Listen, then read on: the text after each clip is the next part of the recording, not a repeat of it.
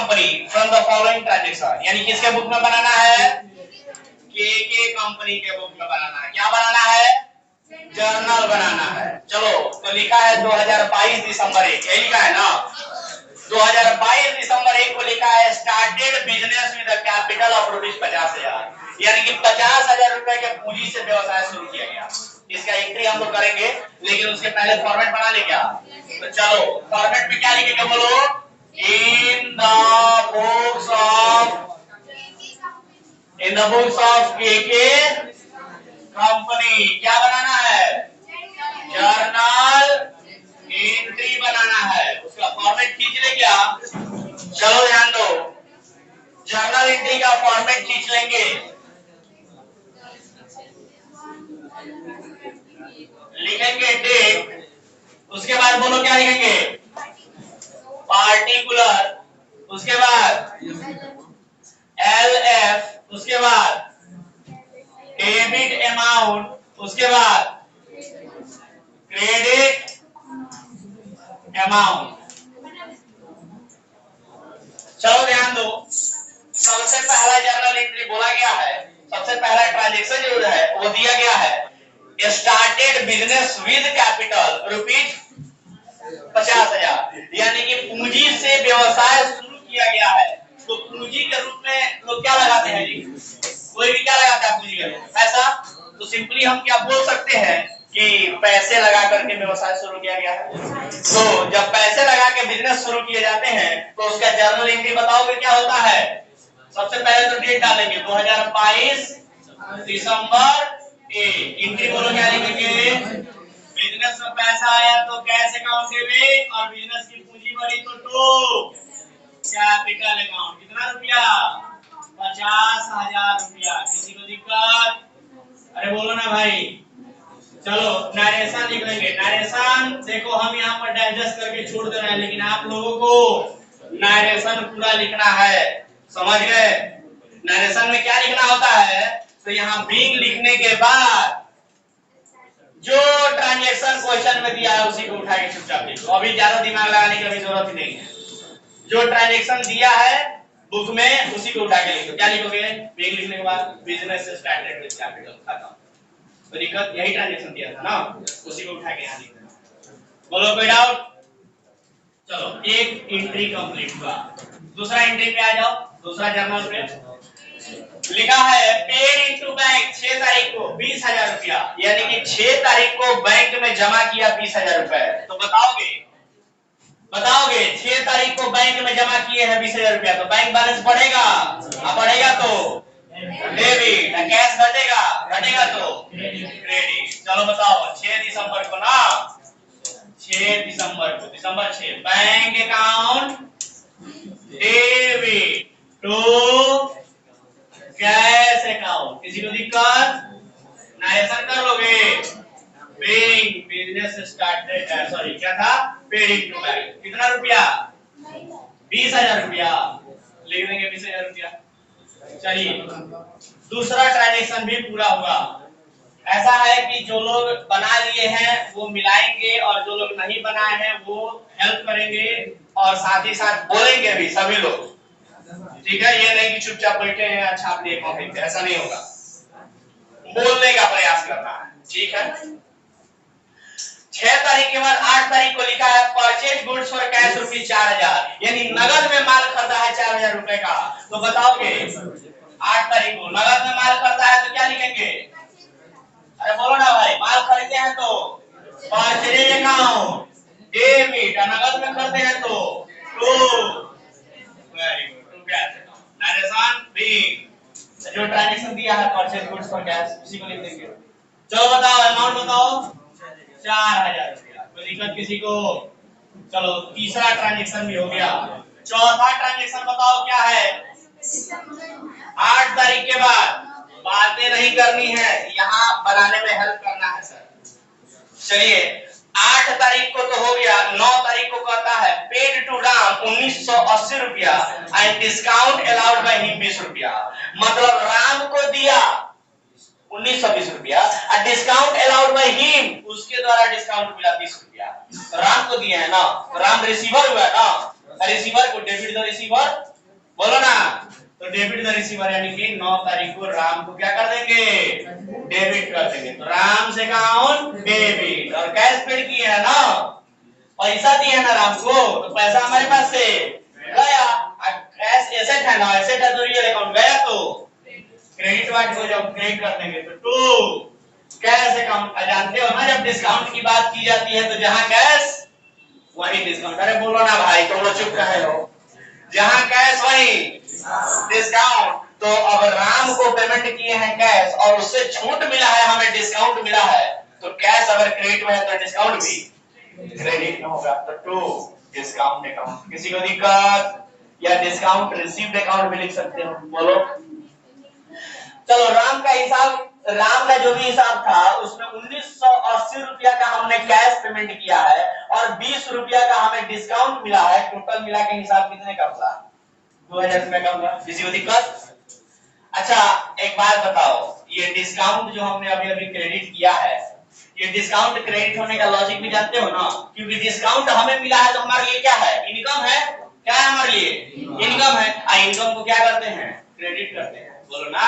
Income का मतलब nominal account, nominal account का रूल तो याद होगा ना, डेबिट और एक्सपेंसेस या लॉसेस, यानी खर्च हानि को डेबिट करते हैं, क्रेडिट और इनकम अगेंस्ट, इनकम और गेन्स को क्रेडिट करते हैं। तो डिस्काउंट मिला है तो इनकम है ना, गेन्स है ना, तो क्रेडिट करेंगे, सिंपल सी बात है। बोलो किसी को दिक्कत? चलो 9 तारीख को भी हो गया, और 9 तारीख के बाद अब अगला बताओ क्या बोला है। 9 तारीख के बाद 10 तारीख को कैश सेल्स नगद में बेचा गया, कितना रुपया, 3000 रुपए का नगद में बेचा गया है। तो बताओगे, बोलो ना, नगद में बेचा गया है तो पैसा आएगा, अब पैसा आएगा तो कैश अकाउंट डेबिट, माल बेचे हैं तो टू सेल्स अकाउंट। नरेशन लिख लोगे, बोलो ना, कोई दिक्कत किसी को? हाँ चलो बताओ कितना रुपया बेचे हैं, 3000 रुपया है। चलो 3000 रुपया लिख लिए। अब नीचे मेरे पास जगह नहीं है तो हम क्या करेंगे, नीचे मेरे पास जगह नहीं है तो हम क्या करेंगे, हाँ बैलेंस कैरी फॉरवर्ड करेंगे, यही ना। तो यहाँ लिखते हैं बैलेंस कैरी फॉरवर्ड। क्या करेंगे सर, टोटल अमाउंट को जोड़ के यहाँ लिख देंगे, इधर का टोटल जोड़ के यहाँ लिख देंगे। तो जोड़ो तो 50 और 20, 70 और 4, 74 और 2, 76 और 3, 79,000, 79,000। बोलो कोई दिक्कत? 79,000। हाँ जोड़ो ना, अंग्रेजी में जोड़ दो। 50,000 और 20,000, 70,000 and 4,000, 74,000 and 2,000, 76,000 and 3,000, 79,000। अंग्रेजी भी आता है, ठीक है। अंग्रेजी या हिंदी का क्या ही मतलब है, समझ में आना चाहिए, बोलो ना। अंग्रेजी हिंदी कोई बहुत बड़ा मैटर नहीं करता है, समझ में चीजें आनी चाहिए।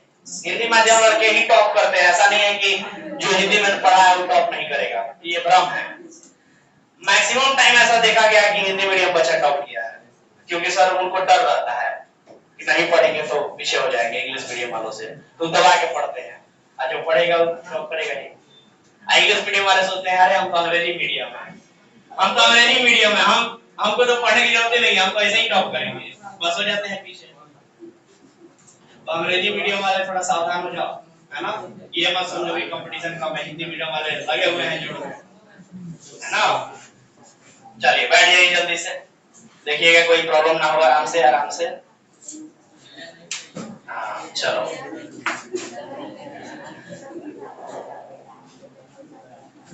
तो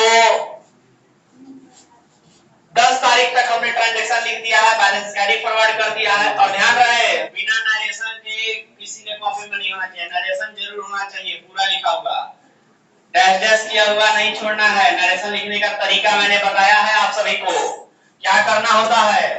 बिंग लिखने के बाद जो ट्रांजैक्शन लिखा है क्वेश्चन में, जो लेनदेन दिया हुआ है उसी लेनदेन को उठा के लिख देना होता है। कोई डाउट? घर जाके कहीं पढ़ा कीजिए आप लोग, है ना। तो चलिए जल्दी से लिखिए, आगे बढ़ना है। तो एक बात, तो क्वेश्चन नंबर 6 का 10 तारीख तक हो चुका है, मैं उम्मीद करता हूँ आप तो लिख भी लिए होंगे। अब 10 तारीख के आगे बढ़ते हैं, लेकिन चूंकि मेरे पास जगह नहीं था तो मैंने बैलेंस कैरी फॉरवर्ड किया था। और आप सभी जानते हैं कि कैरी फॉरवर्ड के बाद क्या होता है, बोलो, ब्रॉड फॉरवर्ड। बैलेंस ईयर के बाद बैलेंस ईयर, कैरी फॉरवर्ड के बाद ब्रॉड फॉरवर्ड।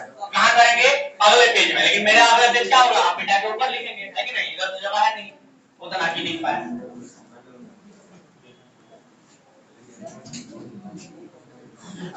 नहीं नहीं, जब जगह है तो क्या दिक्कत है। चलो देखो यहाँ पे, तो अगला पेज मेरा ये रहा और अगले पेज में ये रहा फॉर्मेट, जरा गौर करना।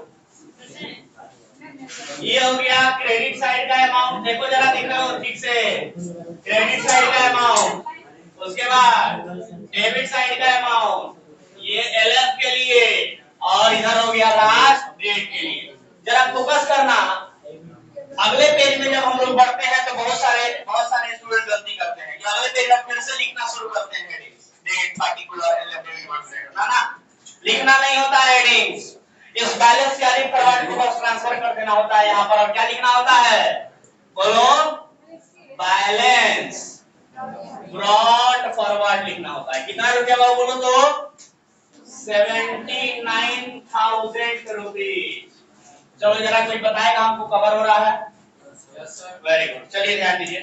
तो अब 10 तारीख के बाद आगे बढ़ते हैं, 10 तारीख के बाद आगे बढ़ते हैं।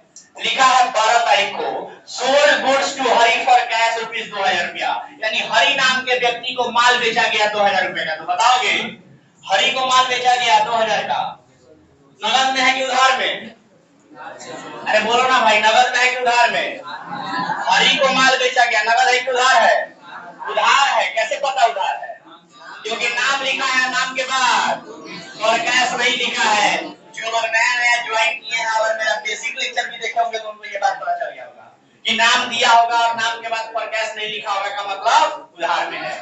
पता चल गया ना। चलिए ध्यान दीजिए, लिखा है पर कैश, लिखा है पर कैश, हम कैसे नहीं पढ़े, अरे वाह। Sold goods to Hari for cash लिखा है, ध्यान दो।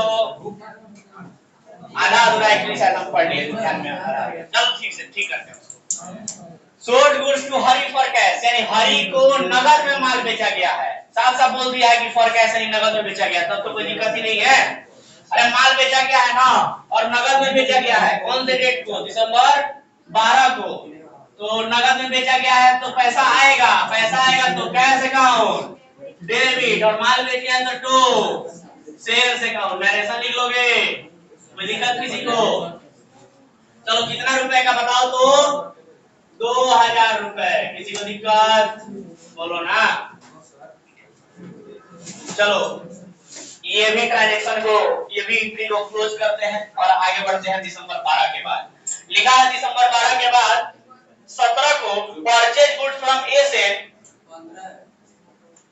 सॉरी 12 के बाद 15 है, 15 तारीख को purchase goods from Ram, Ram से माल खरीदा कितने रुपए का, 4000 का। चलो अब बताओ, इसमें तो फॉर कैश नहीं लिखा है ना, ये नगद में है कि उधार में है, उधार में है, क्योंकि नाम लिखा है और नाम के बाद फॉर कैश नहीं लिखा है, इसका मतलब उधार में है। उधार में माल खरीदे हैं ना, तो माल खरीदे हैं तो माल आएगा, अब माल आएगा तो उसके लिए बोलता ही नहीं है कोई। और सीधे से अकाउंट डेबिट, टू उधार में खरीदे हैं तो सामने वाले का नाम, क्या नाम है जी सामने वाले का, राम, तो राम से अकाउंट में दिक्कत किसी को। नरेशन लिख लेंगे, being purchased goods from Ram, being purchased goods from Ram. Narration पूरा लिखना है, ध्यान रहा इस बात का। चलो कितना रुपया है वो बताओ तो 4000 रुपया। चलो 15 तारीख के बाद आगे बढ़ते हैं। क्या लिखा है 15 तारीख के बाद, 18 को लिखा पेड वेजेस टू वर्कर, यानी कि मजदूरों को मजदूरी दिया गया, तो मजदूरों को मजदूरी देंगे तो वेजेस, मजदूरी देना खर्चा है ना, और खर्चा को क्या करते हैं, अरे बोलो ना भाई, खर्चे को क्या करते हैं, डेबिट। खर्चा मतलब नॉमिनल अकाउंट, एक्सपेंस का मतलब नॉमिनल अकाउंट, और नॉमिनल अकाउंट में एक्सपेंस को क्या किया जाता है, रूल बोलो नॉमिनल अकाउंट का, डेबिट और एक्सपेंसेस एंड लॉसेस। खर्च हानि को डेबिट करते हैं तो वेजेज खर्चा है तो डेबिट करेंगे ना। अरे बोलो ना भाई, तो वेजेज अकाउंट डेबिट, उसके ऊपर वो नहीं लिखाएगा, क्या नहीं लिखा है, इन द बुक ऑफ फलाना नहीं करना, कुछ हेडिंग नहीं होगा। अगले पेज में गए हो ना, हेडिंग्स वगैरह अगले पेज में कुछ नहीं होता है क्योंकि यही पेज कंटिन्यू हो रहा है ना आगे, तो अगले पेज में कोई हेडिंग वगैरह नहीं होगा। इस बैलेंस कैरी फॉरवर्ड को ट्रांसफर कर दिया जाता है बैलेंस ब्रॉट फॉरवर्ड के नाम से, एंट्री शुरू कर दिया जाता है। समझ गए बात, हेडिंग बस एक ही बार होता है क्वेश्चन के शुरुआत में, उसके बाद हेडिंग्स नहीं। समझ गए बात, आसानी हो गया ना का, हेडिंग वगैरह नहीं देना है, तो सब नहीं लिखना है, काम आसान हो गया, अच्छी बात है। चलो ध्यान दो, तो वेजेज अकाउंट बताओ, वेजेज पेड किया है ना वर्कर को, तो वेजेज देना खर्चा है तो डेबिट, आप पेमेंट कर दिए हैं तो टू, इधर एंट्री बोलो, इधर पेमेंट कर दिए तो टू, कैश अकाउंट नरेशन क्या लिखोगे, B, wages paid to worker यानी मजदूरों को मजदूरी दिया गया, कितना रुपया बताओगे, रुपया बताओ ना, शकल देख रहा है जरा, 300 रुपया। हाँ लो देखो आगे बढ़ो, 18 तारीख के बाद 20 तारीख को कहता है रिसीव फ्रॉम पंकज, पंकज से प्राप्त हुआ, अलाउड इन डिस्काउंट, उसको डिस्काउंट दिया, पंकज से कितना रुपया मिला है 900 रुपया, और उसको डिस्काउंट दिया है कितना रुपया 100 रुपया। तो चलो कौन से तारीख को हुआ बताओ, तो 20 तारीख को पंकज से प्राप्त हुआ ना, तो क्या प्राप्त हुआ होगा, कैश, तो कैश आया तो कैश अकाउंट डेबिट, हमने उसको डिस्काउंट दिया तो डिस्काउंट अकाउंट डेबिट, टू किसने पैसा दिया है जी, पंकज ने, तो टू पंकज अकाउंट, बोलो ना, पंकज क्रेडिट द गिवर हो जाएगा ना, पंकज ने दिया है तो क्रेडिट द गिवर, नरेशन लिखेंगे being, cash receive from Pankaj and discount allowed. Narration इसमें क्या लिखेंगे, देखो इसमें नरेशन लिखने में बहुत लोग कंफ्यूज हो सकते हैं, सर इसका नरेशन क्या होगा, तो ध्यान से देखो, कैश रिसीव हुआ है डिस्काउंट दिए हैं पंकज को, तो क्या लिखेंगे, B, cash receive from Pankaj and discount allowed. चलो बताओ कितना कैश मिला है 900 रुपया, डिस्काउंट कितना दिए हैं 100 रुपया, टोटल मिला के हिसाब कितना हुआ पंकज का 1000। डन। चलो 20 तारीख के बाद बताओ, 20 के बाद 22 तारीख को ड्रू फ्रॉम बैंक, बैंक से निकाला कितना रुपया 3000 रुपया निकाला। अब चलो जल्दी से बता दो, तुम आंसर बताओ, बैंक से अगर पैसा निकाला तो हमारे पास कैश बढ़ेगा ना, और मोड़ा ने क्या कहता है, कैश बढ़ेगा तो कैश ऐसे क्या बढ़ेगा तो डेबिट, अब बैंक से निकाला है तो बैंक बैलेंस हमारा संपत्ति घट जाएगा ना, तो बैंक नाम का एसेट घटेगा लेकिन कैश नाम का एसेट बढ़ेगा, तो कैश नाम का एसेट बढ़ेगा तो कैश अकाउंट डेबिट, लेकिन बैंक नाम का एसेट घटेगा तो बैंक अकाउंट क्रेडिट हो जाएगा, तो टू बैंक अकाउंट। नरेशन लिख सकते हो, बिग विड्रॉ फ्रॉम बैंक, 22 तारीख था ना ये। चलो कितना रुपया है वो बताओ तो 3000 रुपया, 3000 रुपया। चलो अब 22 तारीख के बाद बता दो जल्दी से, 22 के बाद 25 को क्या हुआ है, paid to Ram by cheque, Ram को चेक से पेमेंट किया, कितना रुपया 500 रुपया, तो राम को चेक से दिए हैं तो राम डेबिट द रिसीवर हो जाएगा ना, हमने राम को दिया तो राम ने प्राप्त किया, अब प्राप्त कर लिया मतलब लिया, तो पता है ना पर्सनल अकाउंट का रूल क्या होता है, राम नाम है ना, नाम है तो पर्सनल अकाउंट का रूल क्या करता है, डेबिट द रिसीवर, हमने राम को पैसा दिया है तो पैसा राम ने लिया है तो डेबिट द रिसीवर हो गया, तो दिक्कत, तो राम अकाउंट, अरे बोलो ना भाई, राम अकाउंट डेबिट, तो लिखेंगे राम से अकाउंट डेबिट, अब पैसा दिए हैं उसको तो टू कैश अकाउंट, नरेशन लिख लेंगे, देखो अभी जगह की कमी है इसलिए थोड़ा छोटा छोटा लिख रहा है, आप लोग दिखाई दे रहा है, चलो दिखाई ना दे तो बताना। चलो ध्यान दो, कितना रुपया दिए हैं राम को 500 रुपया, तो 500 रुपया लिख देंगे, डेबिट में 500 रुपया क्रेडिट। चलो 25 तारीख के बाद बताओ, 27 तारीख को ड्रू फॉर पर्सनल यूज के लिए निकाला, कितना रुपया, अरे बताओ ना भाई, कितना रुपया निकाला पर्सनल यूज के लिए 200 रुपया, कितना रुपया 200 रुपया निकाला है, ड्रू फॉर पर्सनल यूज। अब चलो जल्दी से बता दो, पर्सनल यूज के लिए अगर निकाला है तो जब भी कोई बिजनेसमैन पर्सनल यूज के लिए पैसा निकालता है तो ड्राइंग अकाउंट डेबिट, माने ड्राइंग बोलते हैं ना उसको, ड्राइंग बिजनेस के लिए खर्चा माना जाता है, ड्राइंग का मतलब आहरण। जब भी कोई व्यवसायी बिजनेस से पैसा निकालता है अपने लिए या अपने घर के लिए तो उसको क्या बोलते हैं? ड्राइंग बोलते हैं, आहरण बोलते हैं। तो ड्राइंग बिजनेस के लिए खर्चा माना जाता है। तो खर्चा को क्या करते हैं बोलो? अरे बोलो ना भाई। खर्चा है तो नॉमिनल अकाउंट, और नॉमिनल अकाउंट में खर्चे को क्या करते हैं? डेबिट करते हैं। तो लिखेंगे drawing account, drawing account debit. अब पैसा निकाले हैं तो टू कैश अकाउंट। किसी को दिक्कत? नरेशन लिख लेंगे being cash withdraw for personal use. कितना रुपया निकाले हैं और कौन से डेट को? तो 27 तारीख को 200 रुपया निकाले हैं। तो 27 तारीख को 200 रुपया निकाले हैं, ऐसा लिख दिया जाएगा। किसी को डाउट? Sir page पलटिए। क्या हुआ? ऐसे तो मत कर। मैंने लास्ट एक रो बचा बस। वीडियो में साफ नहीं दिख रहा है। हाँ? तो दोनों पेज पलटो, हमको क्या कर रहे हो? हाँ, फिर से लिखना पड़ेगा नीचे carry forward, balance carry forward, फिर अगले पेज में जाके बैलेंस ब्रॉट फॉरवर्ड। तुम लोग लिखो, हम थोड़े, हमको हटा रहे हैं। मेरा आ जाएगा। देख लिए नाम का।